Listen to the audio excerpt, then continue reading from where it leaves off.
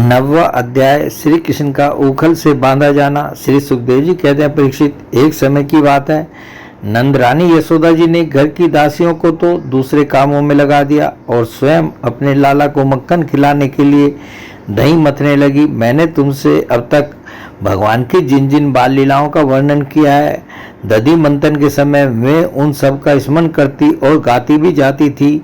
वे अपने स्थूल कटी भाग में सूत से बांधकर रेशमी लहंगा पहने हुए थी। उनके स्तनों में से पुत्र स्नेह की अधिकता से दूध चूता जा रहा था और वे कांप भी रहे थे। नेति खींचते रहने से बाहें कुछ थक गई थी। हाथों के कंगन और कानों के कर्णफूल हिल रहे थे। मुंह पर पसीने की बूंदें झलक रही थी। चोटी में गुथे हुए मालती के सुंदर पुष्प गिरते जा रहे थे। सुंदर बाहों वाली यशोदा इस प्रकार दही मत रही थी। उसी समय भगवान श्री कृष्ण स्तन पीने के लिए दही मथती हुई अपनी माता के पास आए। उन्होंने अपनी माता के हृदय में प्रेम और आनंद को और भी बढ़ाते हुए दही की मथानी पकड़ ली तथा उन्हें मथने से रोक दिया। श्री कृष्ण माता यशोदा की गोद में चढ़ गए। वात्सल्य स्नेह की अधिकता से उनके स्तनों से दूध तो स्वयं झर ही रहा था। वे उन्हें पिलाने लगी और मंद मंद मुस्कान से युक्त उनका मुख देखने लगी। इतने में ही दूसरी ओर अंगीठी पर रखे हुए दूध में उफान आया। उसे देखकर यशोदा जी उन्हें अतृप्ति छोड़कर जल्दी से दूध उतारने के लिए चली गई। इससे श्री कृष्ण को कुछ क्रोध आ गया। उनके लाल लाल होठ फड़कने लगे। उन्हें दांतों से दबाकर श्री कृष्ण ने पास ही पड़े हुए लोढ़े के दही का मटका फोड़ा।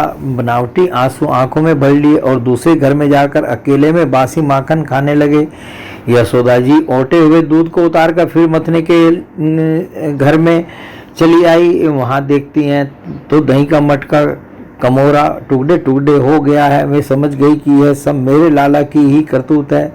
साथ ही उन्हें वहां न देखकर यशोदा माता हंसने लगी। इधर उधर ढूंढने पर पता चला कि श्री कृष्ण एक उल्टे हुए उखल पर खड़े हैं और छींके पर का माखन ले लेकर बंदरों को खूब लुटा रहे हैं। उन्हें यह भी डर है कि कहीं मेरी चोरी खुल न जाए, इसलिए चौकन्ने होकर चारों ओर ताकते जाते हैं।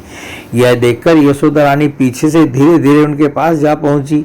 जब श्री कृष्ण ने देखा कि मेरी माँ हाथ में छड़ी लिए मेरी ओर आ रही है, तब झट से ओखली पर से कूद पड़े और डरे हुए की भांति भागे। परीक्षित, बड़े बड़े योगी तपस्या के द्वारा अपने मन को अत्यंत सूक्ष्म और शुद्ध बनाकर भी जिनमें प्रवेश नहीं करा पाते, पाने की तो बात ही दूर रही। उन्हीं भगवान के पीछे पीछे उन्हें पकड़ने के लिए यशोदा जी दौड़ी।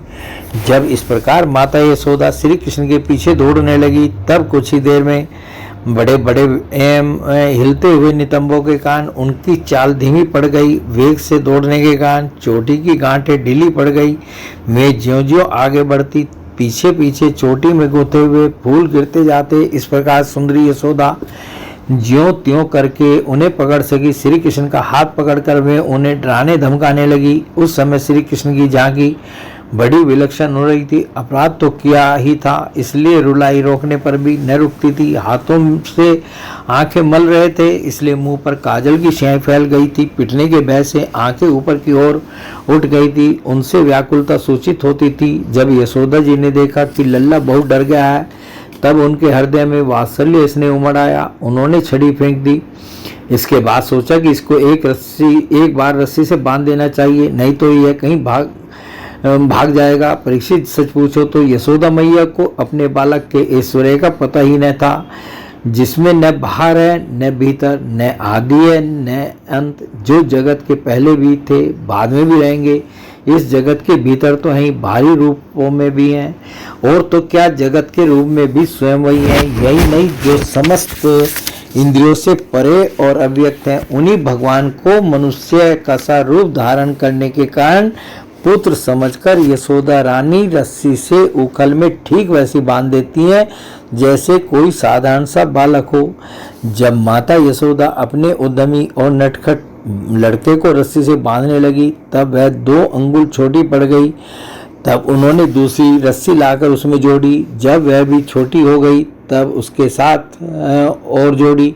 इस प्रकार में ज्यों ज्यों रस्सी लाती और जोड़ती गई, त्यों तो जुड़ने पर भी वे सब 2-2 अंगुल छोटी पड़ती गई। यशोदा रानी ने घर की सारी रस्सियां जोड़ डाली, फिर भी वे भगवान श्री कृष्ण को न बांध सकी। उनकी असफलता पर देखने वाली गोपियां मुस्कुराने लगी और वे स्वयं भी मुस्कुराती हुई आश्चर्यचकित हो गई। भगवान श्री कृष्ण ने देखा कि मेरी माँ का शरीर पसीने से लथपथ हो गया है, चोटी से गुथी हुई मालाएं गिर गई हैं और वे बहुत थक भी गई हैं। तब कृपा करके वे स्वयं ही अपनी माँ के बंधन में बंध गए। परीक्षित, भगवान श्री कृष्ण परम स्वतंत्र हैं। ब्रह्मा इंद्र आदि के साथ ये संपूर्ण जगत उनके वश में है, फिर भी इस प्रकार बंधकर उन्होंने संसार को यह बात दिखला दी कि मैं अपने प्रेमी भक्तों के वश में हूँ। ग्वालिनी यशोदा ने मुक्तिदाता मुकुंद से जो कुछ अनिवर्चनीय कृपा प्रसाद प्राप्त किया, वह प्रसाद ब्रह्म पुत्र होने पर भी, शंकर आत्मा होने पर भी और वक्षस्थल पर विराजमान लक्ष्मी अर्धांगिनी होने पर भी न पा सके।